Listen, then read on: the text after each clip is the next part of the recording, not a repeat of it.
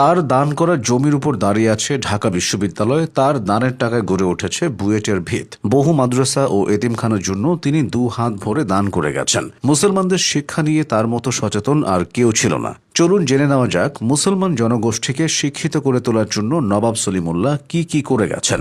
নবাব সলিমুল্লাহর বাবা নবাব আহসানুল্লাহ। আহসানুল্লাহর সময়ে 1876 সালে ঢাকা সার্ভিস স্কুল প্রতিষ্ঠিত হয়। পরবর্তীতে এই সার্ভিস স্কুলকে ইঞ্জিনিয়ারিং স্কুল করার পরিকল্পনা করা হলে নবাব আহসানুল্লাহ 1,12,000 টাকা দেওয়ার ঘোষণা দেন। কিন্তু 1901 সালে তিনি ইন্তেকাল করেন। এরপর সলিমুল্লাহ নবাব হন। স্যার সলিমুল্লাহ তার বাবার অঙ্গীকার করার সমস্ত টাকা পরিশোধ করেন। তারপর 1902 সালে ঢাকা সার্ভিস স্কুলের নাম হয় ঢাকা ইঞ্জিনিয়ারিং স্কুল। এটি বর্তমান বুয়েট। 1901 সালে স্যার সলিমুল্লাহ নবাব হিসেবে দায়িত্ব পাওয়ার পর প্রথম বছরেই ঢাকায় সব মহল্লায় নৈশ স্কুল স্থাপন করেন। এসব স্কুলগুলোতে মুসলিম শিক্ষক নিয়োগের ব্যাপারে নবাবের ব্যাপক অবদান রয়েছে। 1909 সালে গরিব ও অনাথ ছেলে মেয়েদের জন্য স্যার সলিমুল্লাহ ঢাকার আজিমপুরে 28 বিঘা জমি দান করেন। এখানেই প্রতিষ্ঠা করা হয় সলিমুল্লাহ মুসলিম এতিমখানা। লেখাপড়ার জন্য এই এতিমখানায় ছেলেদের জন্য একটি এবং মেয়েদের জন্য একটি করে 2টি স্কুল রয়েছে। শত শত এতিম ছেলে মেয়ের থাকা খাওয়া, চিকিৎসা, পোশাক পরিচ্ছদ ও লেখাপড়ার যাবতীয় ব্যয় নবাব সলিমুল্লাহর জীবনের শেষ দিন পর্যন্ত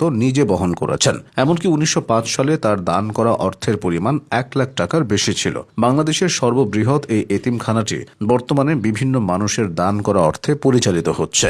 এবার ঢাকা বিশ্ববিদ্যালয় প্রতিষ্ঠার ব্যাপারে নবাব সলিমুল্লাহর অবদান সম্পর্কে জানা যাক। 1912 সালের 29শে জানুয়ারি যখন ভাইসরয় লর্ড হার্ডিঞ্জ ঢাকায় আসেন, তখন পূর্ব বাংলায় কোনো ইউনিভার্সিটি ছিল না। স্যার সলিমুল্লাহ তখন লর্ড হার্ডিঞ্জের সাথে ঢাকা বিশ্ববিদ্যালয় প্রতিষ্ঠার ব্যাপারে কথা বলেন। ঢাকা বিশ্ববিদ্যালয় প্রতিষ্ঠা করার জন্য নবাব সলিমুল্লাহ সে সময় 600 একর জমি দান করেন। তার জোর প্রচেষ্টায় 1921 সালের 1 জুলাই আবাসিক বিশ্ববিদ্যালয় হিসেবে ঢাকা বিশ্ববিদ্যালয়ের কার্যক্রম শুরু হয়। তাকে সম্মান জানানোর জন্য প্রতিষ্ঠাকালীন 3টি আবাসিক হলের মধ্যে একটির নাম রাখা হয় সলিমুল্লাহ মুসলিম হল। তবে পরিতাপের বিষয় হল নবাব সলিমুল্লাহর দান করা জমিতে জন্ম নেওয়া ঢাকা বিশ্ববিদ্যালয়ে তাকে সেভাবে স্মরণ করা হয় না।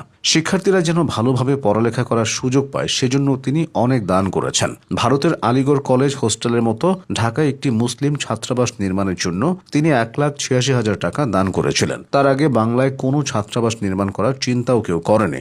নবাব সলিমুল্লাহ পূর্ব বাংলার মানুষের স্বার্থের প্রশ্নে কখনো আপোষ করতেন না। একবার কলকাতার আলিগড় বিশ্ববিদ্যালয় থেকে কিছু শিক্ষককে ঢাকা কলেজে পাঠানো হয়েছিল। তারা ঢাকা কলেজের শিক্ষকদের প্রশিক্ষণ ও নির্দেশনা দিতে এসেছিলেন। এমন অহেতুক খবরদারি নবাব সলিমুল্লাহ পছন্দ করেননি। তিনি আলিগড় বিশ্ববিদ্যালয়ের সেই শিক্ষকদের কলকাতায় ফেরত পাঠান।